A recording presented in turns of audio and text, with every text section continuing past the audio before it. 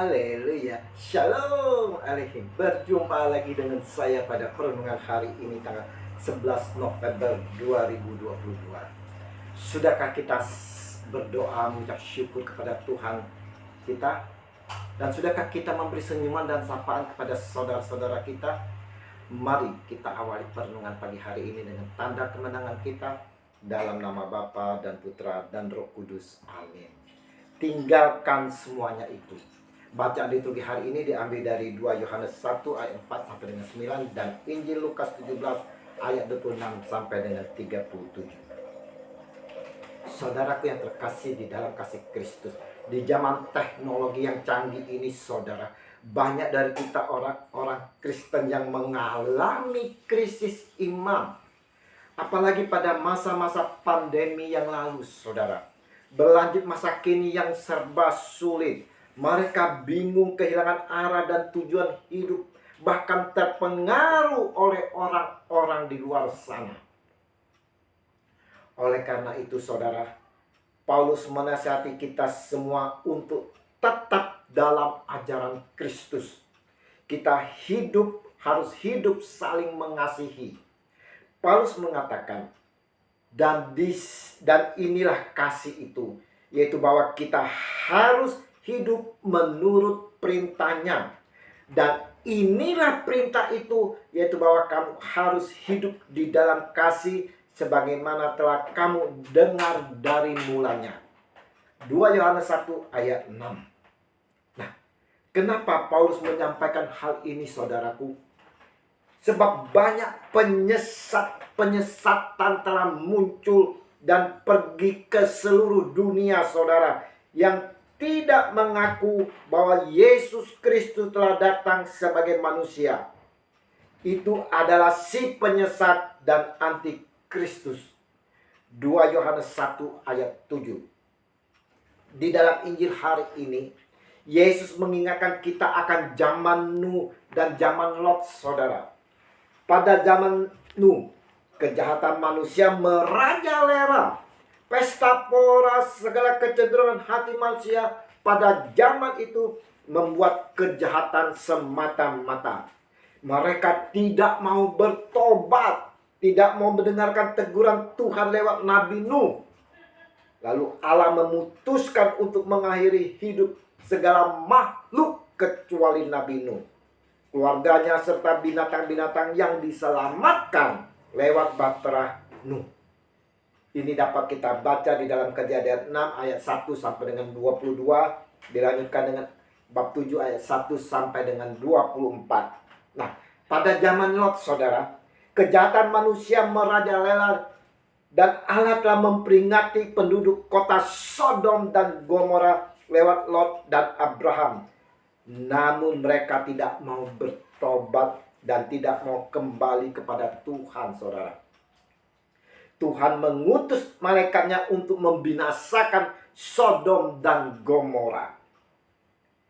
Istri Lot, saudara, telah diperingatkan oleh malaikat Tuhan untuk tidak menoleh ke belakang ketika mereka mengungsi. Namun karena ketidakpatuhannya dan kelekatannya menyayangkan apa yang harus ditinggalkannya, istri Lot, saudara, menoleh ke belakang, akibatnya menjadi tiang garam. Demikianlah kita yang mana masih sayang membuang apa yang terlalu melekat pada diri kita, saudara. Biasa kita sebut dengan sebutan bagasi di dalam kehidupan kita, karena kita senang dengan membawanya kemana-mana. Bisa berupa harta, makhluk hidup, perbuatan yang baik dan yang tidak baik, yang semuanya menghalangi untuk kita ataupun merebut konsentrasi kita untuk datang kepada Tuhan. Biasanya, saudara, bagasi yang kita bawa itu, saudara, adalah segala keburukan-keburukan kita, saudara. Amarah, kebencian, saudara, dendam. Kita selalu tenteng, kita selalu bawa. Atau mungkin kita yang masih terlalu asik, saudara, berkubang di dalam dosa. Saatnya lah, saudara, saatnya ini kita untuk kembali kepada Tuhan dengan menyesali dan bertobat, saudara. Kita semua tak tahu kapan Tuhan Yesus datang untuk kedua kalinya. Tetapi saudara, disinilah sering muncul persoalan. Manusia tidak siap menyongsong kedatangan Yesus kelak karena tidak ada peringatan dini atas kedatangannya tersebut. Sama seperti pada zaman Nuh atau Lot. Kebanyakan orang mengolok-olok Nuh atau Lot pada waktu itu. Mungkin melihat cukup sibuk dan kegiatan atau persiapan yang dianggap lucu oleh masyarakat banyak.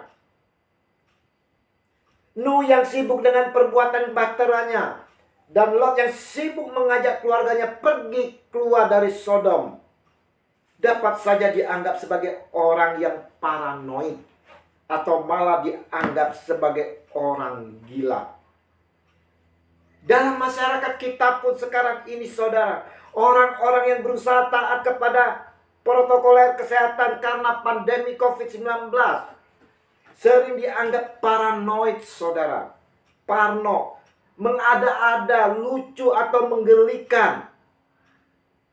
Apalagi saudara, banyak dari kita, saudara-saudara kita yang mendekati hati kita kepada Tuhan, yang selalu berdoa bersekutu, dianggap lucu karena menghabiskan waktu. Nah, banyak orang yang jatuh bukan pada saat berada dalam situasi terjepit, saudara, melainkan ketika sedang menjalani dan menikmati kehidupan normalnya dengan nyaman. Mereka disibukkan dengan kesibukan dirinya sendiri, saudara, tanpa melihat akan keselamatan Tuhan Yesus Kristus. Hari ini, saudara, ya hari ini kita diingatkan oleh Paulus agar tetap taat dalam ajaran Tuhan Yesus. Janganlah kita keluar dari relnya, saudara. Dan melalui Injil hari ini, Yesus pun mengingatkan kepada kita semua, kepada saya dan saudara, untuk mau meninggalkan semuanya yang membebani kita.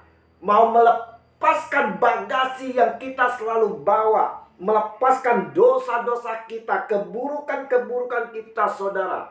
Apapun keburukan kita itu, saudara, kita harus lepaskan, kita buang jauh-jauh. Kita diajak untuk bertobat, saudara. Dan jangan lagi melihat itu semua, saudara.